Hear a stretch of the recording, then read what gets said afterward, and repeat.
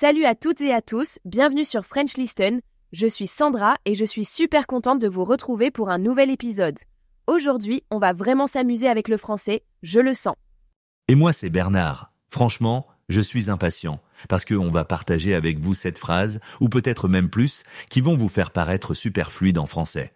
Je vous promets, c'est du lourd d'aujourd'hui. Oui, et quand je dis instantanément, c'est pas une blague. Ces expressions, c'est un peu comme « Tu sais Bernard », comme si on vous donnait les clés secrètes pour ouvrir toutes les portes de la langue française. Ah, Sandra et ses images. Mais c'est vrai, ces phrases, on les utilise tout le temps sans même y penser. C'est ça qui fait la différence entre quelqu'un qui parle français et quelqu'un qui sonne français, tu vois ? Exactement. La fluidité, c'est pas juste connaître des mots compliqués ou avoir une grammaire parfaite. C'est aussi savoir utiliser ces petites expressions qui donnent du rythme à ce qu'on dit. Donc, que vous soyez débutant ou déjà bien avancé, restez avec nous. À la fin de l'épisode, vous aurez dans votre poche 7 phrases qui vont faire croire à tout le monde que vous avez grandi à Paris. Ou presque. Rire Bernard, toujours à exagérer. Bon, on commence tout de suite, et comme d'habitude, on va vous donner des exemples concrets, des situations réelles. Prêt ? Alors, première phrase de notre liste, dis donc, Sandra, toi qui viens du Sud, tu l'utilises souvent, non ? Oh là là, tout le temps. Dis donc, c'est génial parce que ça marche dans plein de situations. Surprise, admiration, parfois même un petit reproche. Genre, quelqu'un t'annonce une bonne nouvelle. Dis donc, félicitations. Ou alors, tu vois ton pote avec une nouvelle coupe de cheveux, dis donc, ça te va bien. Ça fait tout de suite naturel comme si tu parlais français depuis toujours. Et le meilleur, c'est que ça te donne du temps pour réfléchir. Si on te pose une question difficile, tu peux commencer par « Dis donc, c'est une bonne question ». Et hop, tu gagnes quelques secondes pour organiser ta réponse. Technique de ninja linguistique, j'adore. Deuxième phrase, n'empêche que, là on touche à l'art de la nuance à la française. Oui, n'empêche que, c'est parfait pour introduire une idée qui va un peu à l'encontre de ce qui vient d'être dit, mais sans être brutal.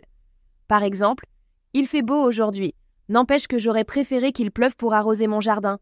Ou alors, Pierre est très sympa, n'empêche qu'il aurait pu nous prévenir qu'il arrivait en retard. Ça adoucit la critique, c'est plus diplomatique, plus français quoi. Et ça marche aussi pour reconnaître quelque chose à contre-cœur. Genre, je n'aime pas ce film. N'empêche que les acteurs jouent très bien. C'est subtil, c'est élégant. Subtil et élégant comme nous. Enfin, surtout toi, Sandra. Troisième phrase, et là, attention au piège, tu m'étonnes. Sandra, tu veux expliquer ? Rire. Oui, alors, tu m'étonnes. Ça veut pas dire « you surprise me », hein ? C'est même l'inverse. Ça veut dire « évidemment, ça ne m'étonne pas du tout ». C'est le sarcasme à la française. Exemple, il pleut encore aujourd'hui. Tu m'étonnes, on est en novembre, c'est logique, c'est prévisible. Ou alors, Marc a encore oublié de faire les courses. Tu m'étonnes, c'est typique de Marc quoi. C'est une ironie douce, très française. Et ça marche aussi pour les trucs positifs. Ce resto est excellent. Tu m'étonnes, il a 2 étoiles Michelin. Là, tu confirmes que c'est logique. Quatrième phrase, cela dit. Celle-là, je l'adore. C'est ton meilleur ami pour faire des transitions naturelles dans une conversation. Oui, c'est comme having said that en anglais, mais en plus fluide. Ça permet d'ajouter une nuance ou de compléter ce qui vient d'être dit. Genre, j'adore voyager. Cela dit, je préfère encore rentrer chez moi le soir. Ou au boulot, le projet avance bien. Cela dit, on va avoir besoin de plus de temps. Ça structure ton discours, ça fait plus sophistiqué, plus français. Et le bonus, c'est que ça marche partout. Formel, informel, écrit, oral. C'est vraiment le couteau suisse linguistique. Cinquième phrase. Autant dire que. C'est génial pour exprimer une conséquence logique ou reformuler quelque chose de façon plus claire. Oui, c'est comme en d'autres termes. Par exemple, il a plu tout le week-end, autant dire que notre pique-nique est tombé à l'eau. Et là, petit jeu de mots en prime. Rire Bernard et ses blagues. Mais c'est vrai. Autant dire que rend la conséquence évidente. Elle n'a pas révisé, autant dire qu'elle va rater son examen. Ou, pour dramatiser, il fait 10 dehors, autant dire qu'on ne sort pas aujourd'hui. Ça donne du caractère à ton français. Sixième phrase. Attention à ne pas confondre. Il n'empêche que. C'est plus formel que n'empêche que. Oui, bonne remarque. Il n'empêche que c'est comme néanmoins, cependant, mais en plus élégant. Par exemple, les critiques n'ont pas aimé ce film. Il n'empêche qu'il a fait un carton au box-office. Et dans une discussion d'opinion, tu as peut-être raison. Il n'empêche que je ne partage pas ta vision. C'est diplomatique, intelligent. C'est le genre d'expression qui impressionne. Même les natifs ne l'utilisent pas toujours bien. Septième et dernière phrase, et celle-là, je l'adore, remarque. Ou remarquer si on veut être plus formel. Ah, remarque. C'est magique pour introduire une nuance, une idée qui te vient soudainement, ou même changer d'avis. Genre, je n'aime pas ce resto. Remarque, leur dessert était délicieux. Ou, il fait froid aujourd'hui. Remarque, c'est normal pour décembre. Ça montre que tu réfléchis en parlant, c'est très naturel. Et tu peux aussi t'en servir pour proposer autre chose. On va au ciné? Remarque, il y a ce nouveau resto qui vient d'ouvrir. Parfait. Alors, on récapitule. Dis donc, n'empêche que, tu m'étonnes. Cela dit, autant dire que, il n'empêche que, et remarque. Mais attendez, connaître ces phrases, c'est bien, mais les utiliser naturellement, c'est encore mieux. On va vous donner quelques conseils pratiques. Premier conseil, ne les balancez pas toutes d'un coup. Sinon, vous allez ressembler à un dictionnaire ambulant. Rire. Oui, choisissez-en une ou deux par conversation et intégrez-les petit à petit jusqu'à ce que ça devienne naturel. Deuxième conseil, écoutez les natifs. Regardez des films, des séries, écoutez des podcasts comme le nôtre et repérez ces expressions dans leur contexte. Et le plus important, pratiquez. Même si vous vous trompez, c'est pas grave. C'est en forgeant qu'on devient forgeron, comme on dit. Les erreurs, ça fait partie du jeu. Moi, quand j'ai appris l'anglais, j'ai fait des bourdes énormes, mais c'est comme ça qu'on progresse. Et puis, ces expressions vont vous donner confiance. Dès que vous les utilisez, vous verrez la réaction des francophones. Ils seront impressionnés. Et ça rend vos conversations plus fluides, plus naturelles. Vous aurez moins besoin de chercher vos mots parce que vous aurez ces petits ponts linguistiques. Et n'oubliez pas, la fluidité, c'est aussi une question de rythme, de musicalité. Ces expressions donnent ce rythme à votre français. Et elles vous aident à gagner du temps de réflexion. Au lieu de dire « dites « remarque » ou « cela dit », c'est plus élégant. Ça marche partout, en famille, entre amis, au boulot, même dans des contextes plus formels. Allez, petit défi pour cette semaine. Choisissez 2 de ces expressions et essayez de les placer dans vos conversations. Même devant le miroir, ça compte. Rire Bernard et ses défis. Mais c'est vrai, parler devant le miroir, ça aide vraiment. Je le faisais quand j'apprenais l'espagnol. Et si vous avez des amis francophones, demandez-leur de vous corriger. La plupart adorent t'aider. Et écrivez-nous sur les réseaux pour nous raconter comment ça s'est passé. On adore lire vos témoignages. D'ailleurs, on a reçu plein de messages d'auditeurs qui voulaient ce genre de contenu. Merci à tous pour vos idées. Continuez à nous écrire, ça nous inspire. Et avant de finir, Bernard, tu voulais donner un petit bonus, non? Oui, une 8e expression, cadeau. Tiens donc, parfait pour exprimer la surprise ou un petit doute amusé. Genre, j'ai couru 10 km ce matin. Tiens donc, toi qui détestes le sport. C'est taquin, c'est français, j'adore. Voilà, finalement, vous repartez avec 8 expressions. On est généreux chez French Listen. Bon, je pense qu'on a fait le tour pour aujourd'hui. Qu'est-ce que t'en penses, Bernard? Je pense qu'on a donné à nos auditeurs de quoi transformer leur français. Avec ces expressions, ils vont vraiment sonner comme des francophones. Et surtout, vous allez prendre plus de plaisir à parler français. Parce que la fluidité, c'est aussi ça. Se sentir à l'aise, s'amuser avec la langue. Absolument. Et rappelez-vous, le français, c'est comme un instrument de musique. Plus vous pratiquez, plus ça sonne juste et beau. Bon, et bien voilà, c'est la fin de cet épisode de French Listen. J'espère que ces 7 ou plutôt 8 expressions vont vous être utiles. Et n'oubliez pas, la prochaine fois que vous parlez français, essayez d'en glisser une ou deux dans la conversation. Vous verrez, l'effet est garanti. Si cet épisode vous a plu, partagez-le avec vos amis qui apprennent le français. Et abonnez-vous si ce n'est pas déjà fait. Et laissez-nous un petit commentaire pour nous dire quelle expression vous avez préférée. On lit tous vos messages, ça nous fait toujours plaisir. La semaine prochaine, on revient avec surprise. On ne vous dit pas tout, mais ça va encore vous aider à progresser.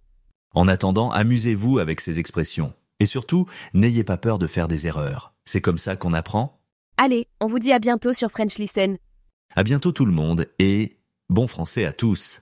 Rire, bon français, j'adore. À la semaine prochaine. Ne partez pas encore. Regardez maintenant la deuxième partie de l'épisode, elle vous réserve encore plein de conseils utiles et de surprises. Et si ce podcast vous a plu, pensez à vous, s'il vous plaît, abonner et à cliquer sur j'aime pour nous soutenir. À tout de suite dans la suite de l'épisode. Bonjour et bienvenue à French Listen. C'est votre podcast préféré pour apprendre le français de manière fun, naturelle et surtout sans prise de tête. Dans cette deuxième partie, nous allons approfondir le sujet et partager avec vous de nouvelles idées et conseils pratiques. C'est parti, moi c'est Sandra et je suis super excitée d'être avec vous aujourd'hui. Et moi c'est Bernard, votre co-animateur préféré, ou du moins j'espère. Salut à tous nos auditeurs, que vous soyez en train de prendre votre petit-déj à Montréal, de faire du yoga à Sydney ou de vous balader dans les rues de Tokyo. On est ravis de vous retrouver pour un nouvel épisode. Absolument. Et aujourd'hui, on a un sujet qui va changer la donne pour tous ceux qui veulent parler français comme des pros. On va vous révéler les 7 phrases qui vous font paraître plus fluide en français instantanément. Oui, instantanément, Bernard. Waouh Sandra, tu vends du rêve là. Mais attends, c'est vraiment possible de paraître plus fluide juste avec quelques phrases, parce que, même moi, francophone de naissance, parfois je galère à trouver les bons mots. L'autre jour, j'ai voulu dire « c'est génial » et j'ai sorti « c'est génial » comme un ado des années 90. Rire. Oh Bernard, t'es trop fort. Mais oui, c'est possible et c'est même super simple. Ces phrases, ce sont des game changers, des expressions que les francophones utilisent tout le temps. Elles sont faciles à apprendre et elles donnent l'impression que tu parles français couramment, même si t'es encore en train d'apprendre. Ok, je signe. Et pour nos auditeurs, si vous êtes débutant, intermédiaire ou même avancé, cet épisode est pour vous. On va vous donner des phrases prêtes à l'emploi, des exemples, des anecdotes et bien sûr, un peu d'humour pour rendre tout ça encore plus fun. Exactement. Alors, attachez vos ceintures, sortez votre carnet pour prendre des notes et c'est parti pour un épisode qui va booster votre français. On commence tout de suite avec la première phrase. Alors, première phrase de notre liste d'aujourd'hui, dis donc. Sandra, toi qui es originaire du Sud, tu utilises cette expression ? Oh là là, tout le temps. Dis donc, c'est fantastique parce que ça marche dans tellement de situations différentes. Ça peut exprimer la surprise, l'admiration, parfois même un petit reproche. Par exemple, si quelqu'un vous raconte qu'il a décroché un nouveau travail, vous pouvez dire « Dis donc, félicitations ». Exactement. Ou alors, si vous voyez votre ami arriver avec une nouvelle coupe de cheveux, dis donc, ça te va bien. Ça donne tout de suite une impression de familiarité, de naturel. C'est comme si vous parliez français depuis toujours. Et le truc génial avec « Dis donc », c'est que ça vous donne du temps pour réfléchir. Imaginez, quelqu'un vous pose une question difficile, vous pouvez commencer par « Dis donc, c'est une bonne question ». Et hop, vous avez gagné quelques secondes pour organiser votre réponse. Ah, technique de ninja linguistique, j'adore. Et franchement, je l'utilise même sans m'en rendre compte. Parfois, je commence une phrase juste pour me donner le temps de trouver la suite. Dis donc, c'est pratique. Oui, et pour les apprenants, c'est une super astuce pour paraître naturel. Essayez de placer « dis donc » dans vos conversations cette semaine, même si c'est juste pour gagner du temps ou montrer votre surprise. Bon, deuxième phrase, n'empêche que, alors là mes amis, vous touchez au summum de l'expression française naturelle. N'empêche que, c'est l'art de la nuance française. Ça permet d'introduire une idée qui va contre ce qui vient d'être dit, mais en douceur. Par exemple, « Il fait beau aujourd'hui. N'empêche que j'aurais préféré qu'il pleuve pour arroser mon jardin. » Ou, dans une conversation, Pierre est très sympa, n'empêche qu'il aurait pu nous prévenir qu'il arrivait en retard. Vous voyez, ça adoucit la critique, ça la rend plus française, plus diplomatique. Et puis, n'empêche que, ça marche aussi pour exprimer une forme d'admiration ou de reconnaissance à contre-cœur.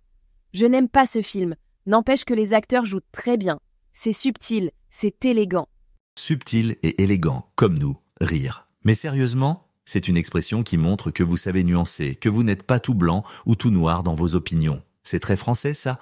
Oui, et pour les auditeurs, essayez de l'utiliser quand vous voulez nuancer une affirmation ou même pour adoucir une critique. Ça passe toujours mieux. Troisième phrase, et celle-là, Sandra, je suis sûr que tu vas adorer l'expliquer, tu m'étonnes. Rire. Ah, tu m'étonnes. Alors attention, piège classique pour nos amis non francophones. Quand on dit « tu m'étonnes », on ne veut pas dire « you surprise me ». Non, on veut dire exactement le contraire. Ça ne m'étonne pas du tout, ou évidemment. C'est le sarcasme français à l'état pur. Exemple concret, votre ami vous dit « il pleut encore aujourd'hui » et vous répondez « tu m'étonnes, on est en novembre ?» Ça veut dire que c'est logique, prévisible. Ou alors dans une conversation, Marc a encore oublié de faire les courses. « Tu m'étonnes ».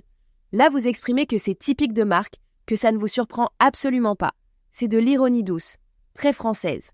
Et ça marche aussi dans des situations positives. Quelqu'un vous dit « ce restaurant est excellent » et vous répondez « tu m'étonnes, il a 2 étoiles Michelin ». Là, vous confirmez que c'est logique qu'il soit excellent. C'est une expression à utiliser sans modération, mais attention au ton. Si vous le dites avec un grand sourire, ça passe toujours mieux. 4e phrase maintenant. Cela dit, « Ah, celle-là, elle est précieuse ». Cela dit, c'est votre meilleur ami pour faire des transitions naturelles dans une conversation.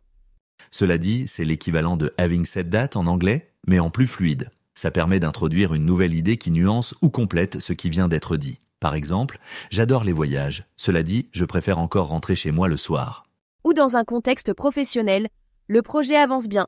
Cela dit, on va avoir besoin de plus de temps que prévu. » Vous voyez, ça structure votre discours, Ça le rend plus sophistiqué, plus français.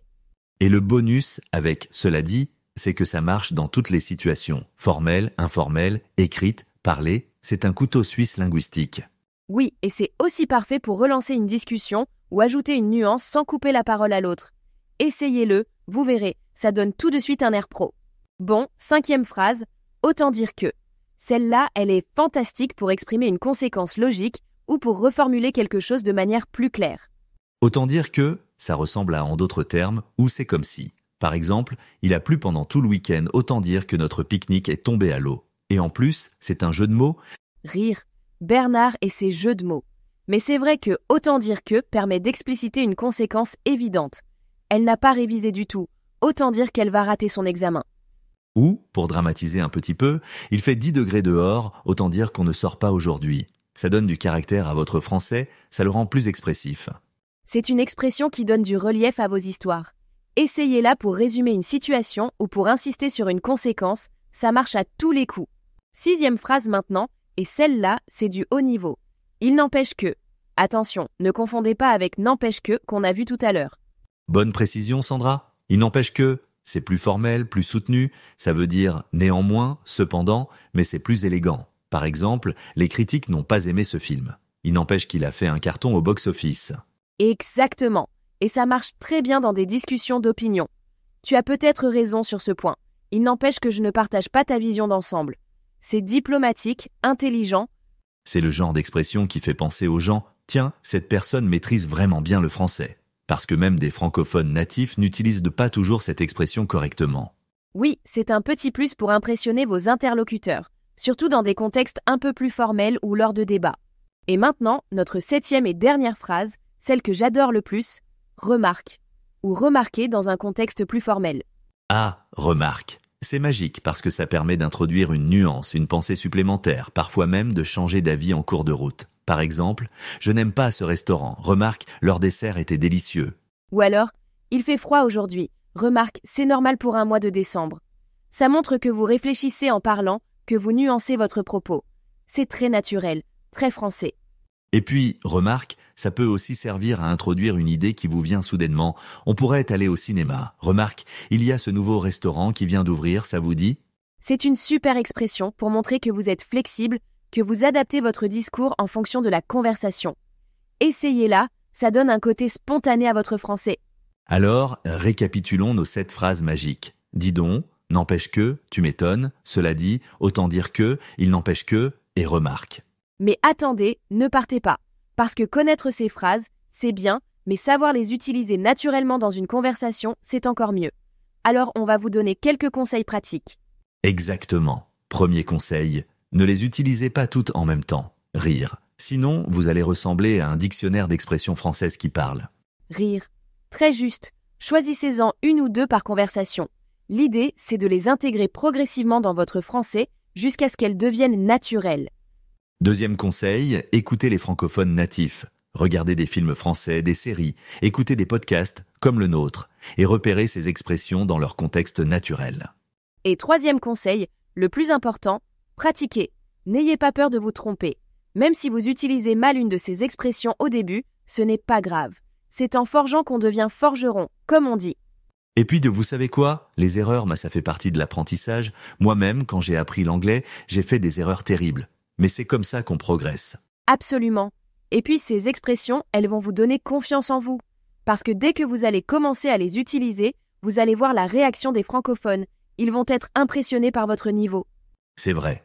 Et ça va aussi rendre vos conversations plus fluides, plus naturelles. Vous allez moins chercher vos mots parce que vous aurez ces petits ponts linguistiques pour relier vos idées. Et il y a un autre avantage. Ces expressions vont vous aider à gagner du temps de réflexion pendant que vous parlez. C'est comme des petites pauses naturelles qui vous permettent d'organiser vos idées. C'est ça. Par exemple, au lieu de dire « quand vous cherchez vos mots, vous pouvez dire « remarque » ou « cela dit ». C'est beaucoup plus élégant. Et ça marche dans toutes les situations. En famille, entre amis, au travail, même dans des contextes un peu plus formels. Ces expressions, elles s'adaptent partout. Maintenant, je vais vous donner un défi pour cette semaine. Choisissez 2 de ces expressions et essayez de les utiliser dans vos conversations en français. Vous pouvez même vous entraîner devant votre miroir. Rire, Bernard et ses conseils pratiques. Mais c'est vrai. Parler devant un miroir, ça marche vraiment. Moi, je le faisais quand j'apprenais l'espagnol. Et puis, vous savez quoi? Si vous avez des amis francophones, demandez-leur de vous corriger quand vous utilisez ces expressions. La plupart des gens sont ravis d'aider quelqu'un qui apprend leur langue. Exactement. Et n'hésitez pas à nous écrire sur nos réseaux sociaux pour nous raconter comment ça s'est passé. On adore recevoir vos témoignages.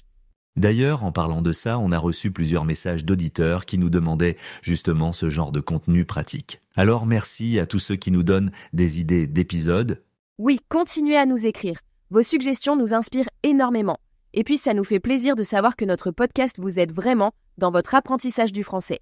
Bon, avant de finir, je vais vous donner un petit bonus. Une 8e expression, cadeau de la maison. Tiens donc, c'est parfait pour exprimer la surprise ou parfois un petit doute amusé. Oh, bonne idée. Tiens donc, c'est fantastique. Par exemple, quelqu'un vous dit « J'ai couru 10 km ce matin » et vous répondez « Tiens donc, toi qui détestes le sport. » C'est taquin, c'est français. Voilà, alors finalement, vous repartez avec 8 expressions au lieu de 7.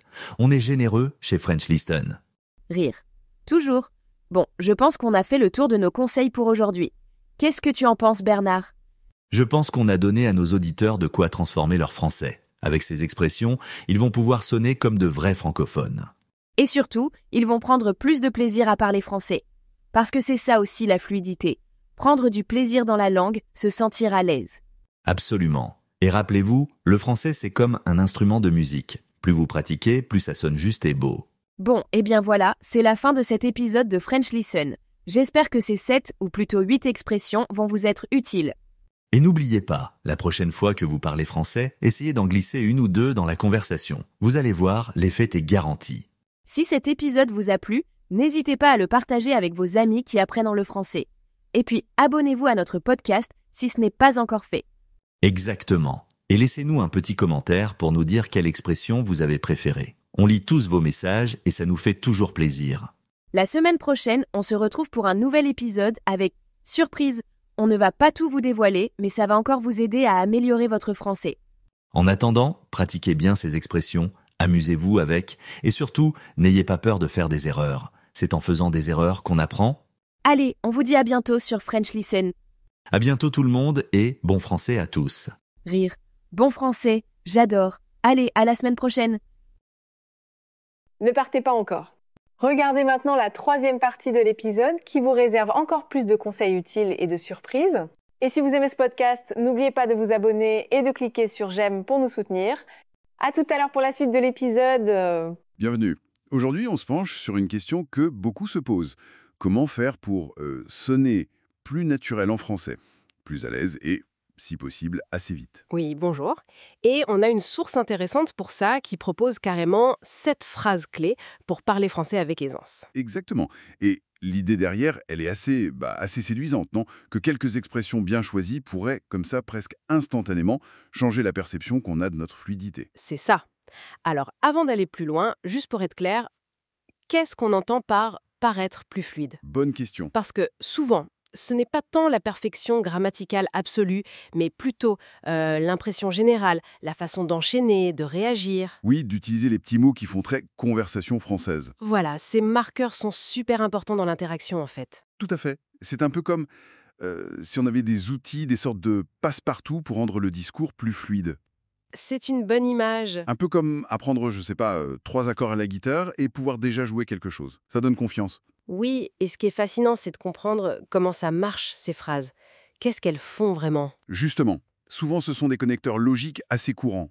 Des trucs comme du coup, en fait, qui donnent l'air naturel, et bon, qui donnent aussi un peu de temps pour réfléchir. Ah oui, le fameux « du coup ». La source mentionne peut-être aussi des expressions comme « disons que » pour nuancer, ou même un simple « franchement Pour une touche plus perso, plus ». Directe. Exactement. Ou un « en fait » pour combler un petit blanc, ou même « vous voyez » pour impliquer l'autre. C'est simple, mais ça change tout. Tout à fait. Mais alors, la source insiste sur cette expression. 7, c'est précis. Et elle parle d'un effet instantané. Est-ce que c'est réaliste, ça? Instantané. Hmm. Instantané. C'est peut-être un peu optimiste, Mhm. disons. Oui, c'est ce que je me disais. Disons plutôt qu'elles peuvent offrir un bénéfice rapide sur la perception de l'aisance. C'est ça le point clé. D'accord, la perception. Oui, elles agissent comme des signaux, des petits lubrifiants dans la conversation. Mais attention, hein, Attention à quoi? ça ne remplace pas la connaissance réelle de la langue, la grammaire, le vocabulaire riche. Bien sûr. Leur vraie valeur, c'est dans la fluidité de l'échange et la confiance qu'elle donne à la personne qui parle. On peut aussi penser à des formules de politesse bien intégrées ou des tout à fait, bien sûr. D'accord. Donc, un touch à la différence entre la vraie fluidité, celle qui prend du temps, Exactement, acquis sur le long terme. et cette fluidité perçue, celle que les autres ressentent dans l'instant. Et cette fluidité perçue, elle est cruciale, parce que c'est elle qui influence directement si l'autre a envie de continuer à échanger avec vous, si la conversation est agréable. Absolument. Et c'est là que c'est super utile pour quelqu'un qui apprend. Si on maîtrise ces quelques clés, on a peut-être moins peur de se lancer, de participer. Oui, on se sent Bloqué. moins bloqué, voilà. Mais, petit bémol peut-être, est-ce qu'il n'y a pas un risque si on s'appuie trop dessus? Le risque de quoi, selon vous? De sonner un peu répétitif. Voire artificiel, si on sort toujours les 3 mêmes expressions. Ah oui, bien sûr. Le risque existe si ce n'est pas bien intégré, si ça ne sonne pas naturel, ou si c'est pas adapté au contexte. D'accord. La clé, c'est l'intégration discrète. Il faut varier un peu, si possible. Ce n'est pas une récitation. C'est pas une liste de courses. Non, voilà. Ce sont des outils à incorporer là où c'est logique. Pour ponctuer, pour relier, ou oui, pour masquer une micro-hésitation. Faut les voir comme une aide, pas comme une béquille unique. Compris. Donc, si on résume l'idée principale qui ressort de cette source, Oui. c'est que, stratégiquement, ajouter certaines expressions très courantes, ça peut vraiment polir l'image de notre aisance en français, la rendre plus naturelle pour les natifs. C'est exactement ça. Et le fait que la source se concentre sur un nombre défini, 7, ça suggère une approche très ciblée, Oui, pour des gains rapides. des gains rapides en fluidité perçue, sans prétendre tout révolutionner d'un coup. D'accord. Et juste pour ouvrir un peu la réflexion, peut-être une dernière pensée. Je vous écoute. Au-delà de ces phrases spécifiques, ces 7 clés, quels autres éléments, peut-être plus subtils, contribuent à cette impression d'aisance? Bonne question. Je pense par exemple au rythme de la parole. À l'intonation, est-ce qu'elle est juste? Et même, comment on gère les silences? Ah oui, la gestion des silences, c'est énorme. Voilà. Ce sont des choses qui ne sont peut-être pas dans une liste, mais qui sont fondamentales pour une communication vraiment fluide, vraiment intégrée.